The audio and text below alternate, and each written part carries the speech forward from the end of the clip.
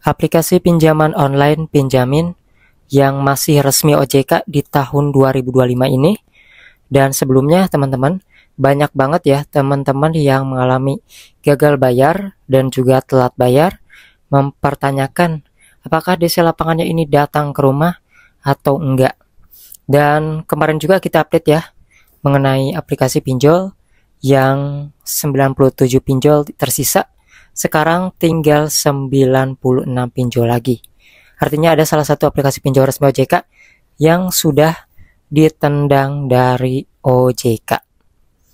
Nah, untuk aplikasi Pinjamin sendiri, ini adalah pinjaman yang memang resmi OJK, tergabung keanggotaannya dengan AEPI, memiliki pengguna, jumlahnya itu sekitar kurang lebih 5 juta pengguna, dan aplikasi pinjaman online ini juga sebelum kalian meminjam, di sini bisa melihat produk pinjamannya ya. Di sini ada perhitungannya, contohnya ya, mulai dari bunga APR per tahunnya berapa, kemudian juga bunga perkaliannya ketika kalian meminjam di nominal-nominal tertentu. Itu contoh-contoh perhitungannya itu sudah ada di sini. Nanti kalian bisa disesuaikan sendiri. Apakah sesuai dengan yang ada di deskripsi atau tidak dalam segi bunga harian ataupun bulanannya.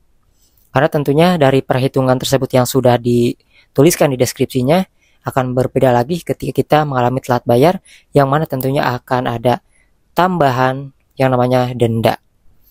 Nah, di sini untuk aplikasi pinjamannya sendiri banyak orang yang galbay dan belum pernah sama sekali didatangi oleh DC lapangannya, karena aplikasi pinjaman online yang satu ini masih sedikit penggunanya. Artinya hanya menelpon saja, hanya kirim chat lewat WA aja, seperti itu ataupun lewat SMS. Jadi kalian gak perlu panik yang memiliki pinjaman utang yang telat bayar di aplikasi ini. Kalau misalnya ada uang dibayar, kalau misalnya nggak ada uang nggak usah dipaksakan. Kalian bisa jujur ya, sejujur-jujurnya belum ada uangnya. Jadi apakah ada telepon seperti itu harus direspon atau enggak? Bisa direspon, bisa enggak, itu tergantung dari kalian.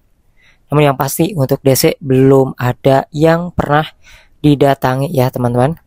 Di aplikasi pinjaman online ini juga kan mereka akan mengikuti aturan OJK. Jadi mereka juga takut nih aplikasinya ditendang dari OJK. Karena sebelumnya kan namanya itu adalah pinjam win-win. Nah, dikarenakan sebar foto ya, kayak foto profil orangnya di WA yang galbay, maka dia merubah namanya menjadi Pinjamin. Jadi ketika kalian melihat aplikasi pinjol yang gonta-ganti nama, itu biasanya ada sesuatu yang sedang dia perbaiki. Yang tadinya suka sebar data, sekarang jadi tidak sebar data, demi berada di dalam jajaran pinjol-pinjol yang resmi OJK. Jadi seperti itu ya teman-teman. Nah, buat kalian yang mengalami pengalaman berbeda, silakan aja tulis di kolom komentar, ataupun yang mau nanya juga silakan. Namun yang pasti aplikasi Pinjamin ini masih resmi, masih aman, yang mana banyak juga yang mengatakan penagihannya itu sopan ya teman-teman, baik itu lewat WA ataupun lewat telepon. Jadi kalian gak perlu panik, jangan sampai gali lubang tutup lubang, karena itu bisa menambah masalah. Lebih baik kalau udah galbay di satu aplikasi, ya kalian sudahi saja, jangan sampai pinjam lagi di yang lain, kecuali kalian bisa menghadapi resikonya ya. Jadi seperti itu teman-teman. DC-nya belum ada, kalian gak perlu panik. Nanti kita akan bahas lagi mengenai aplikasi pinjol-pinjol yang lainnya, baik itu yang resmi ataupun yang tidak resmi.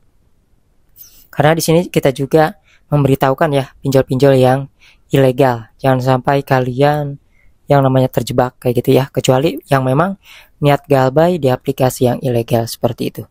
Maka dari itu saran saya, kalau misalnya kalian enggak kepepet amat, jangan sampai terjebak ke aplikasi pinjol, sekalipun itu pinjol resmi.